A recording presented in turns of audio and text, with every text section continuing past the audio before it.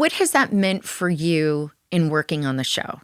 So to be an executive producer of a show that is telling your story. I mean, there's so much because there's one was that I've been thinking a lot about how these stories are told in the broader world. And one of the things that I think is a true criticism in this case is that the story very quickly became not what happened to Meredith, my friend who was murdered, but how can we vilify this other young woman who's adjacent to her?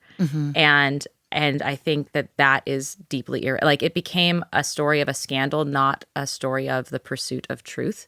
Because I think one of the sort of crazy things about this story is that pretty early on we know what actually happened, and we provide that context in our story, and then we talk about how it got out of control, and we show what it's like to be living inside of a perfect storm, and how there's universal resonance to that. So I think one of the things that I really was hoping to do with this show was invite storytellers to consider how they're telling stories and what are the consequences of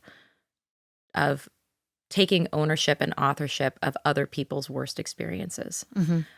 So being an executive producer on the show, being a writer on the show, right. Yes, KJ, right? Invited you to co-write episode 8, and I'm so the finale. Grateful for her for that, because so many other people had been authoring my experience for so long, and she really recognized the value in allowing me to be a part of the authoring of this work.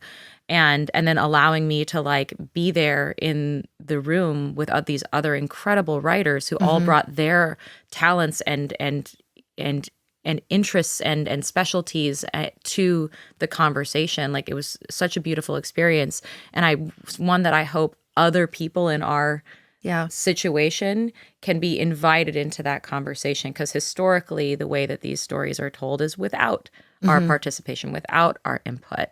So I felt a deep responsibility to do that well and to do that right.